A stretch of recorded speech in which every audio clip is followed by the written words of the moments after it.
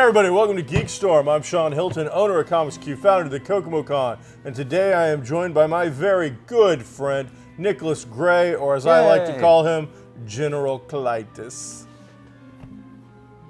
Today on Geek Storm, we're going to cover the thing that everybody's talking about, all the cancellations that are going on due to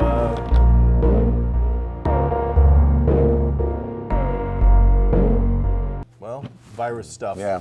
So we're going to have to talk about that a little bit. But we're going to talk about some comics and some other things as well. First up, though, some legends of the industry have passed away. And one of my all-time favorite character-style actors, Max von Sydow, has passed away. I don't mean to say it so excitedly, but, I mean, just saying his name is always fun. Max von Sydow. He does have a just built-in like villain name. Oh, it's so great. So it's so good. I'm surprised he just wasn't continually cast as just that his name. Like they was like, you know what? We had a villain. It's just you just play yourself or play your name. Historically going to be known by fans of classic horror theater from The Exorcist as, I believe, the Old Priest. Oh, yeah. And newer fans are going to know him from one of your favorite shows that you watched, The Game of Thrones. Who was he in that? I didn't watch Game of Thrones. I don't know. You watch Game of Thrones? No, you don't know, do you? I don't remember who it was on Game of Thrones. Three-Eyed Raven, yes. I don't know what Three-Eyed Raven is, but... Well, the original Three-Eyed Raven, because he wasn't the newer Three-Eyed Raven, so... Then on top of it, he makes one of the earliest spots in The Force Awakens, where he is the gentleman that is giving Poe the information to go try and find Luke. But the movie, even over The Exorcist, the movie most beloved by people of my generation, it's got to be the 1980s Flash Gordon movie, in which he played the perfect Ming the Merciless. To the point where I think he's unrecognizable, and all it is they shaved his head, gave him some eyebrows, and like a goatee, Fu Manchu kind of looking thing. Absolutely love this film.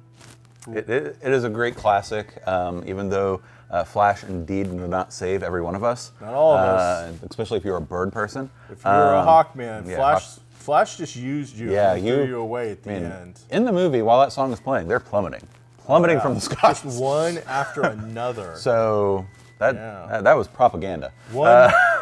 One species had to pay for all of that saving, and it wasn't Flash Gordon or the humans, my friend. All the humans came out pretty much untouched, but those Hawkmen, they were rough. I mean, that is a movie that is always a classic, something I watched with my father, and even though it's, I don't know if it truly 100% holds up, but it's still, like, I put it in, I don't have any problems with that movie.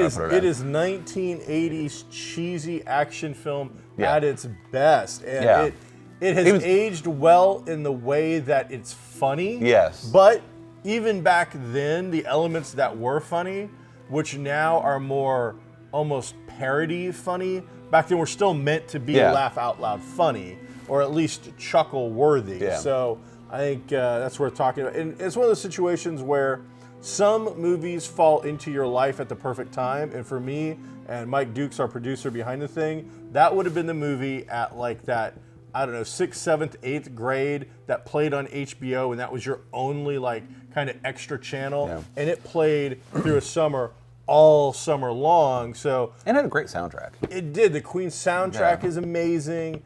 As I said, I must have watched that like 1.5 times a day for a while, or at least bits and pieces of it. And as long as it wasn't the weird slow sequence, I think there's a slow sequence where he's either been drugged and he's waking up. That part is like, and even then, as a very young man, I would say that Princess, I can't remember her name, Ming's daughter. She. I don't know that I didn't watch that movie a boy and at the end come out a man, or at least know some certain things about what was going to happen with Sean's life. Like, I really think she's very, very pretty. She is very attractive. I like every scene with this particular character in it. I'm like, wait a second. Looking back on it, there might have been some road signs there pointing towards things. So, so Max von Sydow has passed away, and so I guess legend. we have other things to talk about, but one last question on that. If they were going to ever remake such a classic film. And they will. Flash Gordon will get remade. Yeah, I mean, there's been talks about it several times, and I think it almost got to pre-production at one point and then fell apart again. But who would you have do the entire soundtrack? Oh. If you're going to do like almost like a kind of redo, who would do the soundtrack?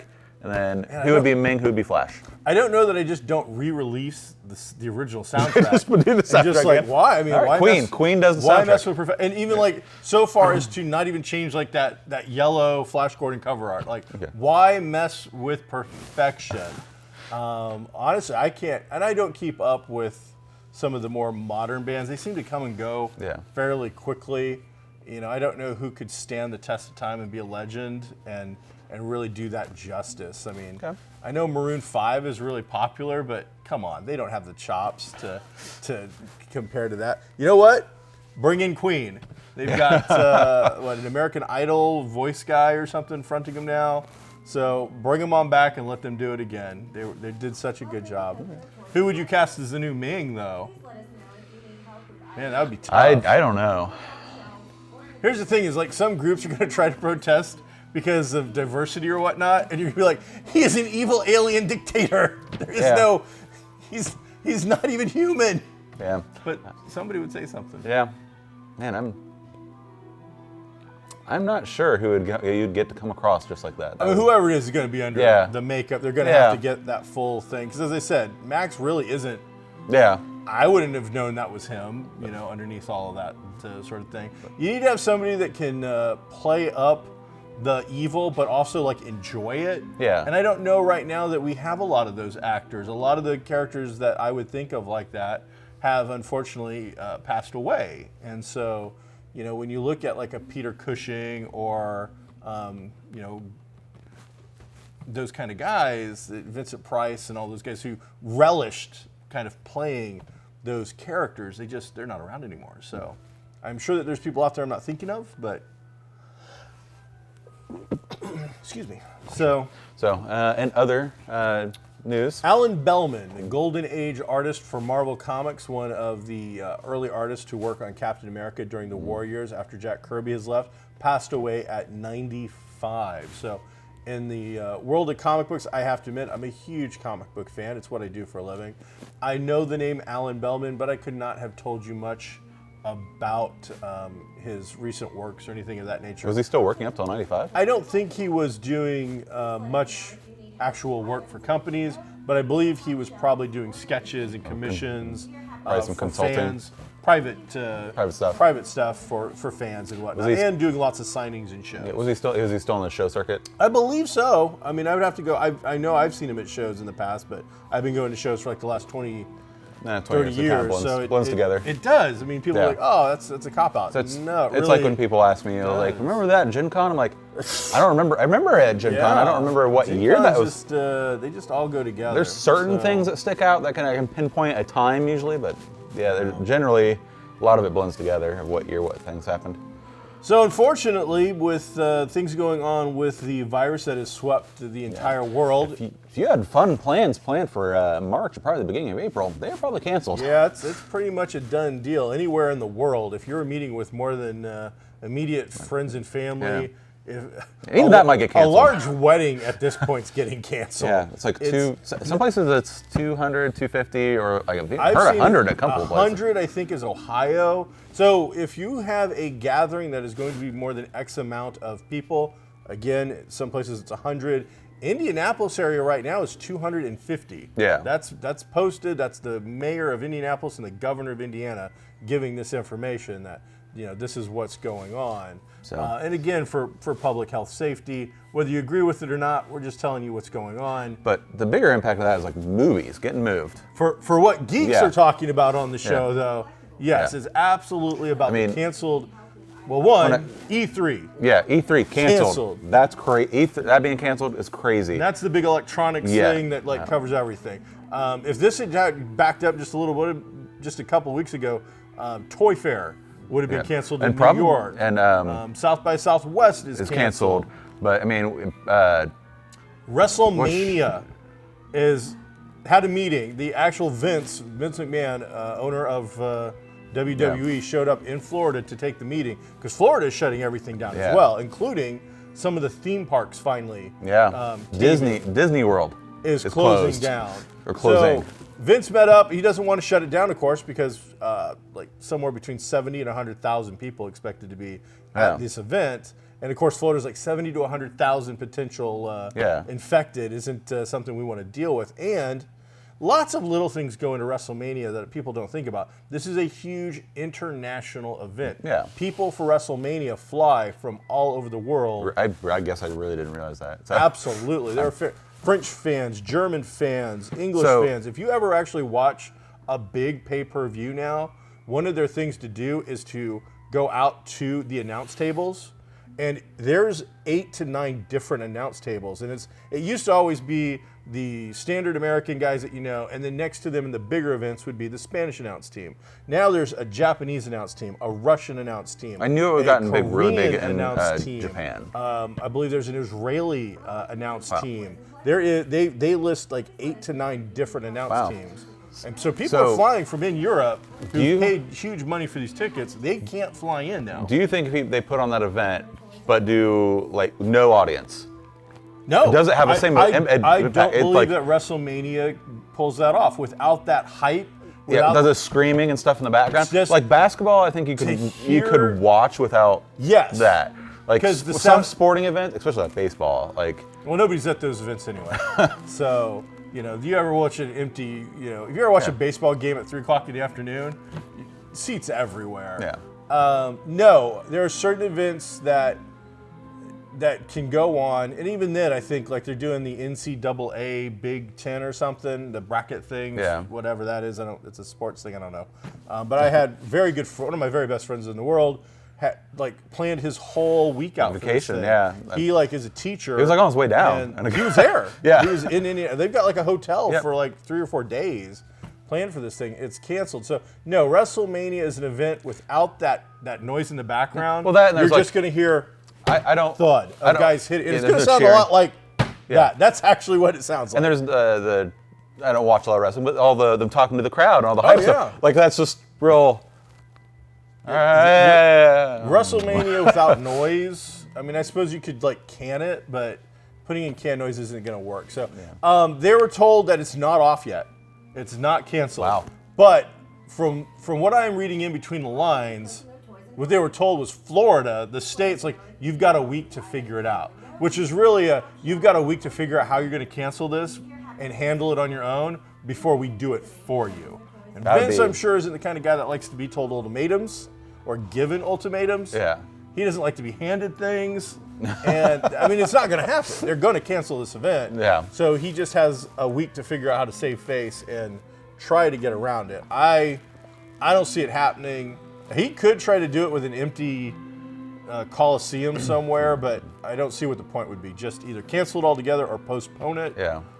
I don't know. I mean, many other things. We have a huge list. We're going to have to actually read off of this list. I mean, movies are getting moved left and right all over the place. New Mutants, again, being postponed. Like I told you earlier, I'm amazed that this time we just didn't say, you know what, we're just going to throw it on Disney Plus or Hulu. What is the actual rating? Is it R or is it just PG-13?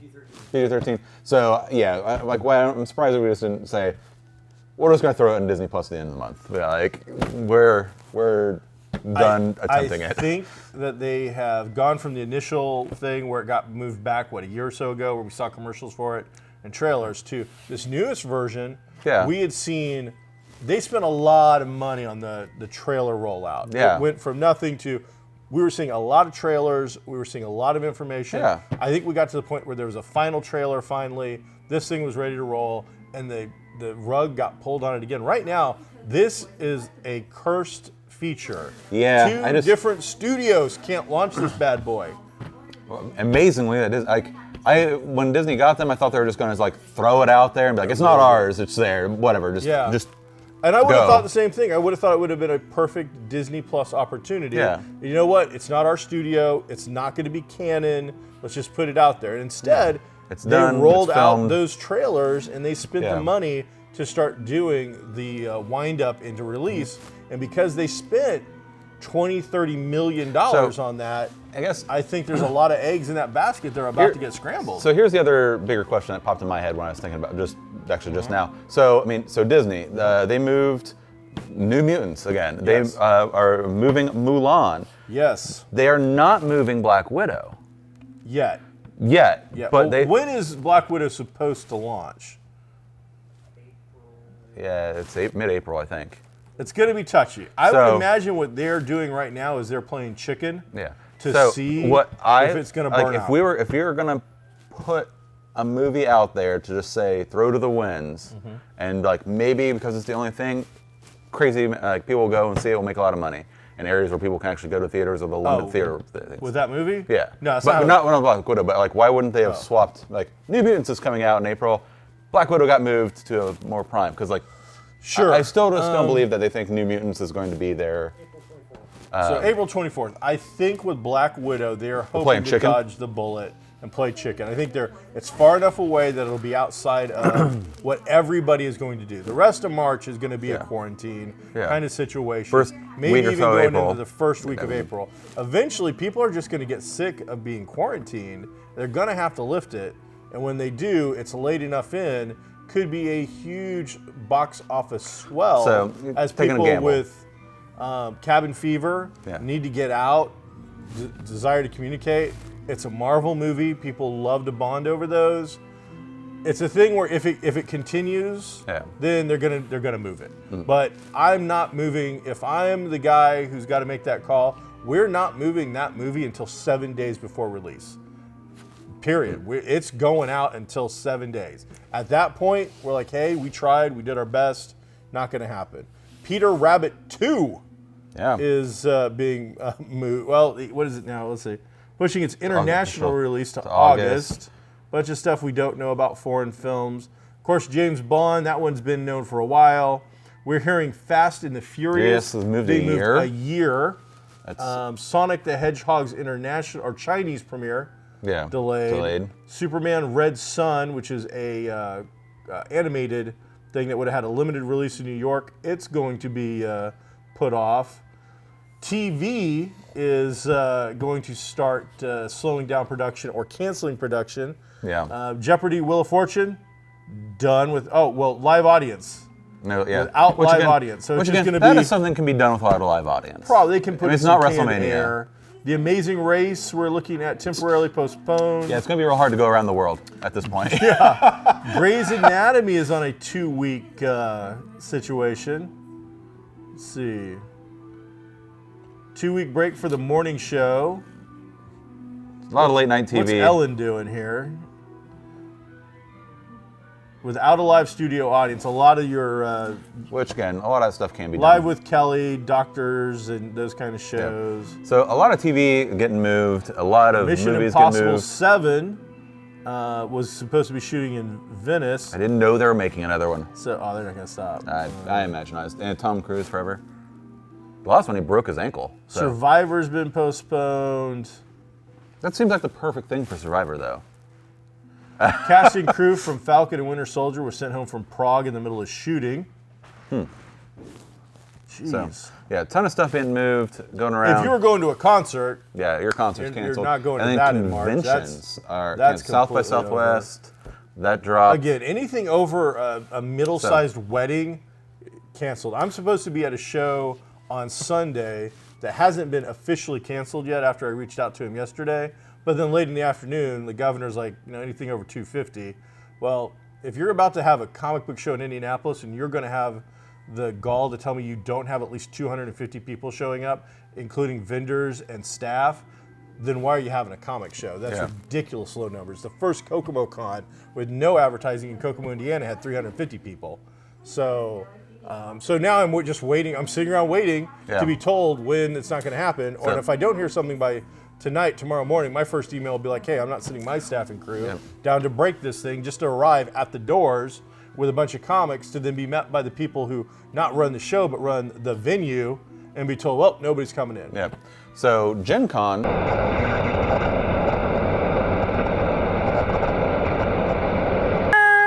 right. Hey, everybody, welcome back. So, here we go. Top 5 things. What do you do during a 14-day self-quarantine, Nick? Number one. Read. Read. What are we reading? Comics. I'm going Comics? through my back collection and reading some stuff, organizing stuff. I think that's a great answer, and I didn't pay you to say it. I also had at my number 5, read comics. I think it's a great way to go. Plus, online, your Kindle services are going to be perfect. And also keep in mind, if you have a library card to your local library, almost all libraries of any note now have a connection to an online library service. Here in Kokomo, Indiana, where we film Geekstorm, ours has one, and it allows you to get audiobooks, movies, and several regular books. Now, you're not necessarily always going to get Stephen King's newest release, but there are thousands upon thousands of options. You're never going to read all the books, and ever. If you're a hardcore geek and you love Big Finish, a ton of Big Finish audio plays are all on this thing for free. So I've listened to the unit stuff and some other things. So that's definitely worth checking out. So my top 5 would be read comics. Read comics. Play some board games. Board games. Solo. Man, I am actually into that right now. I know you're really into solo. I'm not as into solo games. I found out who my favorite person to play games is, and the person I always want to win is me. So by playing solo game, I really up the ante and really the chances of you winning are increased. Really, really good. Comics, board games, video games, other reading, and then chores probably. Just chores. Maintain the house. That's just stupid. Get some projects done. That's dumb. I have lots of different hobbies. Reading's number 5 because you got and the plethora for me.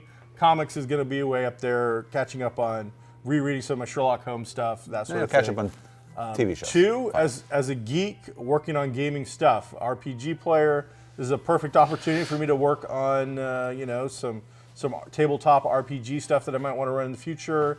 Write out some notes, get some stuff ready, paint some miniatures. So that's part of my 3rd one, which is tabletop gaming. If you're a painter, it's a great opportunity to get to paint some miniatures or to play board games, solo or otherwise. I can tell you that the Harry Potter Battle of Hogwarts game can be very easily made into a solo game with just playing 2 players. I recommend Harry Potter and Neville, but me and your wife have played 2 players together, and we have done Hermione and Neville, and that's worked out really well. It's a great game, and it works out really, really well for a solo to 2-player game. So that one's really good. Number 2 for me is definitely video games, and in particular with Last of Us getting ready to start production sometime in the future. Maybe. Last of Us is time for a great new replay of whichever version you might have on hand. But the go-to, absolutely by far, has got to be Skyrim. Skyrim you can play for 2 straight weeks at home. I've done it. I know it can be done, and that's without any of the extended content. So if I've got to pick one video game that is going to carry me for 2 to 3 weeks, it's Skyrim all day long. I know the content's there, and with the downloadable content, I can probably play for well over a month. I mean, if you play on PC, there's a whole other game on PC. It's a whole new world. Yep. And then number 1, by far, streaming services out the wazoo. For me right now, if I've only got to pick one streaming service to be quarantined with, has to be Netflix. Disney Plus has got some great stuff on it. Nothing over PG-13, and their variety is all their product. Netflix has got G, PG, PG-13. And they're constantly loading stuff in. And if this were to happen, I wouldn't be shocked if they didn't start releasing some other content a little faster as just a hey, we know you're there. Vlog, Here you go. We were going to release this in a month or 2. And it's done. Go. Piggyback on that real fast. Netflix has said in the past that Disney Plus and stuff like that isn't their biggest concern when it comes to its screen time. They are fighting for your attention. Yes. So they said in the past, Fortnite is one of they're actually in their minds their biggest competitor.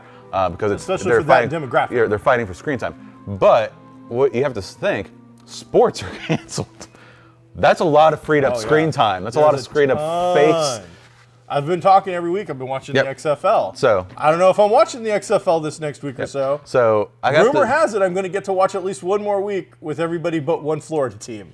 But after that, it's almost over. Yep. I mean, we are within, I think, 2 weeks of the finale of the season, and so I don't know what happens. I don't know if we're just going to be like, well, you had the best record, you won. That would be really defeating for this fledgling kind of a thing. If I had one bit of advice to give to a Netflix or a Disney Plus or anybody like that on how to make all the money in the world, do you want to win the streaming services? Ooh, yes, I do. I want to win them. In 1 week, when everything is getting quarantined in the North America market, and the thing is they break this down by the market anyway. Yeah. 1 week free. Now's the time. Disney, I know you did some stuff early on, but Netflix, everybody else, 1 week free. Be the ultimate streaming drug dealer to an adult public that has no other thing to do than to sit in front of their television and watch your product. 1 week free right now could honestly make you the king of streaming. If CBS was to do their 1 week thing now, I'd actually watch some of the Star Trek stuff. I'd catch up on Picard or whatever. I'd watch The Good Fight. Anybody that was going to offer me 1 week free right now, if I were quarantined, one, I'd love you. You've just bought some loyalty, but two, you just got my eyes on your product. And the thing is if I don't already have your thing, then it's guaranteed I'm going to check it out. Because if I'm already paying for Netflix, and I'm already paying for Disney, if somebody new comes along and offers me a free week of something new with no BS, I don't want to see, the whole PBS style, this week's free, over and over and over again as commercials inserted into crap, or little things in corners. Just give me your service as it is for 1 week free. And more than likely, I'm going to stick around. Most of the services have ads built into them anyways, already now. Really? Disney doesn't? Disney doesn't, Netflix doesn't, Hulu does. Well, Hulu does, but I'm watching CBS does. I'm watching television on Yeah. Hulu usually. I'm not watching movies and stuff. Yeah, but I mean, they have it. But yeah, those insert ads. And plus, you can buy Hulu, not You get those can. things. You can buy CBS without ads. Oh, really? Yeah. Okay. I'm pretty sure you can. I don't watch CBS. Could be so. pretty sure you can buy CBS without ads. There you go. Yeah, but yeah, if they're going to give their service away for free, it would be the ad version. Well, it's fine, but geez, I still think just golden. Reread Harry Potter. For me, it would have to be read Harry Potter. I've never read that. Watch a bunch of television, play Skyrim. Fortunately, I've got a PS4. My Skyrim is a PS3 version, so I'd have to actually get more money because I'd have to download the new version. You Read get comics. The Game of the Year edition's like $20, so I think you'll be all right. Okay. There you go. But all right, speaking of comics, though, and reading them. Hey, what'd you pick? You were supposed to pick they're in order. 3 that you want. Oh, okay. Yeah.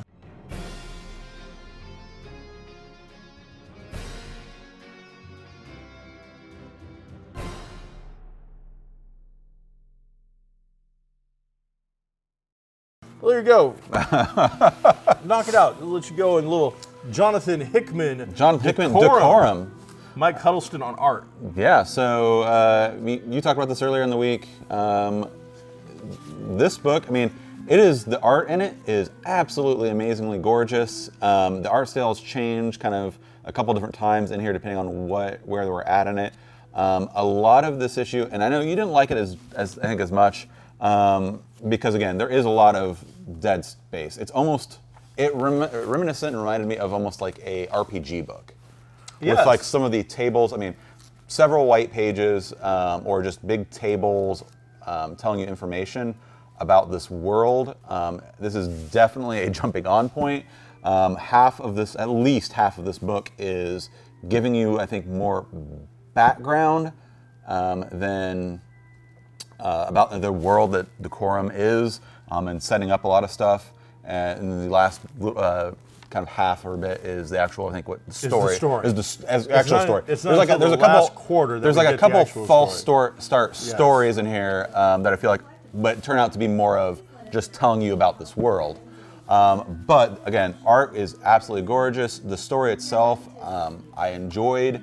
I am definitely interested and on board to see the next one. It is a thicker book, but again, like you pointed out, a lot of that is like a lot of charts and these big splash pages with alien numeral things. It's completely non-essential, added in graphic material. Exactly. That's pretty to look at. And when you're talking about a comic, obviously pretty to look at can go a long way. But this is an oversized book. It's a hefty, hefty book. Yep. Only if you include all that extra material. Once you take out the first 5 pages practically of the stuff, and then strewn throughout is other situations where there's just giant wasted space that is supposed to be giving you more information, but honestly doesn't move the story along in a meaningful way. Once we finally get, and there's the halfway point, and the story really doesn't kick off until the halfway point, and then even then there's several pages of downside stuff. This is about a assassin in the future in a sci-fi world, and the whole decorum thing is she's an incredibly polite assassin. The way that she does things is methodical, it's thought out, and her big thing is be good at what you do, and then be the best. Yeah, and be good at it, and then do so in a way that sets you apart and above. So the actual story, once we get halfway through it and it kicks off, was very, very interesting. The Mike Huddleston art is absolutely gorgeous throughout. But my negativity with this is just, man, that's a really big package. I got really excited to then get what felt like about the normal length of a normal comic. Even though there is extra pages, it just doesn't feel it. If this kicks off and does really well, and they crank a bunch, has a big run and stuff, I could definitely see a RPG set in that universe. Especially, based on just some of the information they just throw at you in this. Second one I read, based on actually the next two actually, they're based on your reviews or suggestions. There is the Marvel Snapshot Submariner. So I've read some Submariner, and he's included in a bunch of other stories and teams. Usually when I read anything with Submariner, it's part of Avengers or modern day. Yeah, Dark Avengers, modern day stuff.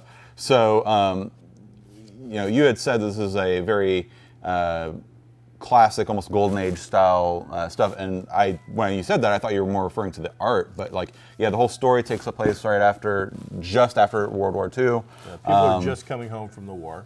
Yeah, again, the art in this, I really like the art style. It's a little bit modernized classic, I would say. If you look at it, I think a lot of the art looks very, very reminiscent of kind of the classic artist on takes. this is a gentleman by the name of Jerry Ordway, and Jerry Ordway is a long-time comic creator. He's not a Golden Age comic creator by any stretch, but has worked on Golden Age characters for a long time, including DC's All-Star Squadron. Yeah, I think some of the panels just have that feel to them. Again, I think it's a little bit more modernized, at least to my eye.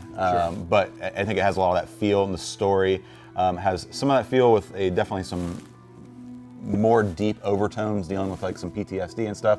And I really liked, and it's something that I've liked with Marvel in the past, dealing with issues and issues that people have. It makes part of the story really, I think, makes Submariner more relatable and human with some of the stuff he's trying to deal with after this war. That this shows you that superheroes get really affected by some of the stuff they've seen, and I like that kind of story. I'm not usually a big super fan. I don't read a lot of super books, but I really enjoyed this book. For a one-shot, it was an excellent look at a 1945 Golden Age book being done with a modern sensibility, with a creative team that has their fingers on the pulse of what makes both great. Jerry Ordway is an amazing artist. He's phenomenal. The one thing I like about this is his panel count's high. You're getting a lot of panels. Yeah, it was again a big page. book. And if you look at his backgrounds, he does actual backgrounds. Yeah. There is stuff going on in the back. Beautiful book. Highly recommend it. And I think you could go and do a lot of good by seeing more and more of these. So hopefully the rest of these Marvel Snapshots are going to be done in the same sort of That's way. my one question. Is these are all going to be one-shots? Snapshots? Yes. Okay. Yeah. I would have fully read another couple issues of that. And then thirdly... That's it. Oh, We're out of time. Oh, you're out of time. Yeah, thanks for watching Geekstorm, everybody. We're out of time. We'll catch you next week. We'll talk about some comics. Hopefully we can still film. Be groovy.